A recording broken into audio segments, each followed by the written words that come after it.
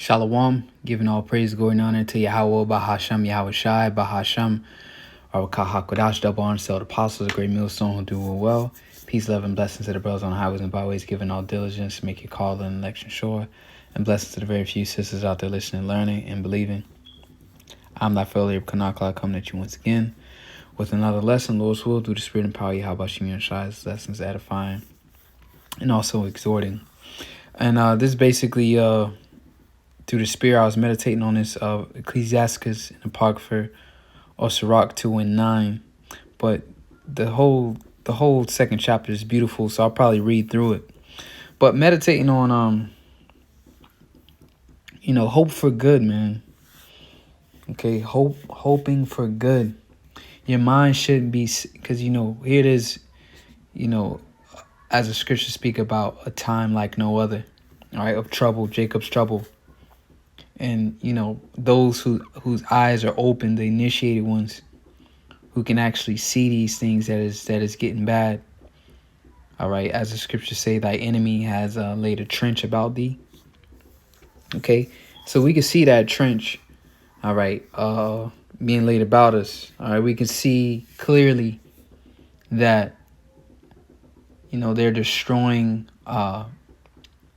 this monetary system, basically to make the dollar go digital. Okay, and reports of empty shelves to come soon, possible blackouts. Okay, so the worst case scenario, basically.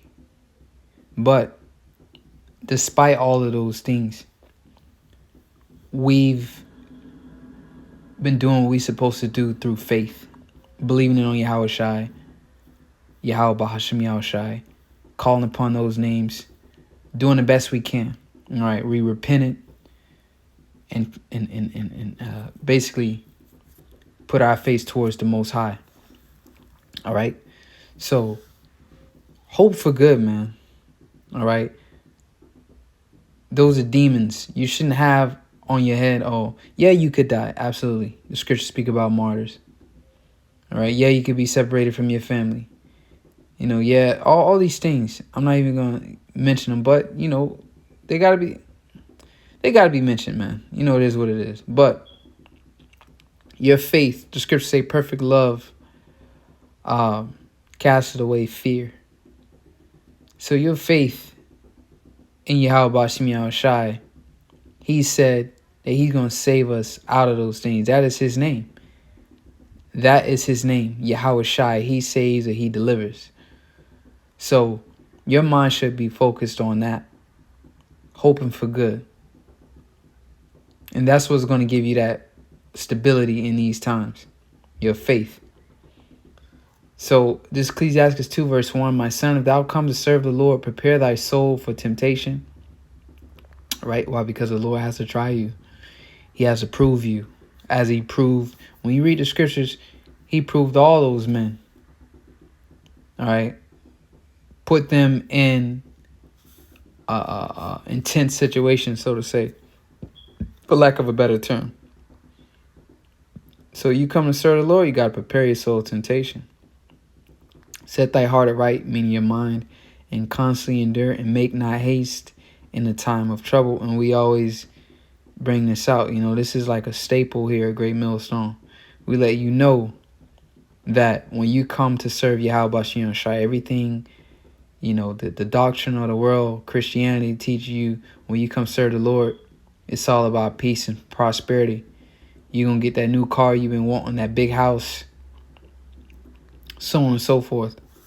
Yeah, those things might come to, certain brothers, but for the most part, it's not going to be that way. All right? So make not haste in the time of trouble. Why? Because your faith has to be purified. You have to be perfected. It says, cleave unto him and depart not away, so meaning pray. That's how you cleave unto the Lord. You pray unto him. The name of the Lord is a strong tower. The righteous runneth into it and is safe. That thou mayest be increased at thy last end. One of the examples I could think off the top of my head is Job. And of course, Yahweh Shai, man. You know, we saw Job actually, through the scriptures, of course. The scriptures illustrated. We saw with our mind's eye Job receiving everything he had 100-fold. And we see Yahweh Shai, all right, basically get praised in the heavens. Now, through our faith, which all of that took faith to believe, everything I just listed. But through our faith, we're waiting to see Yahweh Shai, all right, be increased here on the planet Earth physically. All right, his dominion, his kingdom, the kingdom of, because as Elder Gabaro is going to, it's really Yahweh Shai's kingdom. He's just sharing it with us. We're joint heirs with him. All right, because the Most High gave Yahweh Shai the dominion, but we being partakers with Yahweh Shai, suffering in him, partaking in his suffering, so we're going to partake in his glory and his increase. So whatsoever is brought upon thee, take cheerfully. And it's a mindset. But when you get to a certain level, you begin to, like Elder Tahar say, learn to love to suffer, man. All right? It's guess why, you got to be a special individual. You got to be, once again, you got to be part of the elect. And those are special, beings, cut from another cloth. Here it is, you catching hell and you taking it cheerfully. Nobody does that. That's not normal. All right? Absolutely. So you take it on the chin. You praise the Most High. What Job said, shall we not take good and evil from the Most High? At least you see the Most High is dealing. And know that he's not going to put you through nothing you can't bear. It says, be patient when thou art changed to a low estate. All right, because this is what the Most High does. Highs and lows, highs and lows, highs and lows. 1 minute you up, doing good, and then 1 minute you're down. All right, that's just how it goes. It says, for gold is tried in the fire, and the gold is you. All right, the elect. Gold is tried in the fire, and acceptable men in the furnace of adversity. So, deal with adversity. That's how we're tried. It says, believe in him and he will help thee. That's the point. Believe in him. If you believe in Yahweh Shai, he will help you, man. Believe in him and he will help thee. Order thy way aright and trust in him. So order thy way aright, walk a right path. All right. A righteous path. And trust in him. So as you walk in that path, it's going to be difficult. All right. Because scripture say he that basically what it is, basically depart from sin, maketh himself a prey. So you make yourself a target, you stand out. All right. But that's the road less traveled, as I quote the beloved brother Mark Cobb. That's the road less traveled.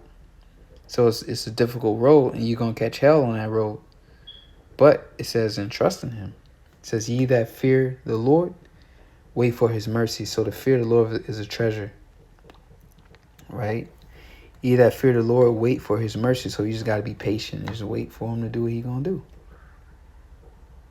It is what it is. You got to suffer, whatever it is. But within that suffering, he's there. He's there right with you. Scripture say, though basically roughly paraphrasing, though I go through the fire, I am there with thee. Okay? So in the midst of that hell, the Most High, Yahweh Shai Shai, they right there with you. That's why you got to believe. All right? It says, wait for his mercy and go not aside, lest ye fall. So don't, lose patience and divert from your training, so to say. It says, ye that fear the Lord, believe him, and your reward shall not fail. So and that's the thing about the suffering. There's a reward for it, right?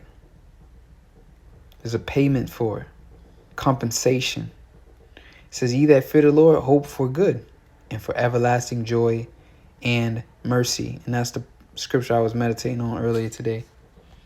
All right. Ye that fear the Lord, hope for good and for everlasting joy and mercy. So that's where your hope should be at, man. If you're not hoping for good, then what hope do you have? Right? Hoping that you starve, hoping that you die.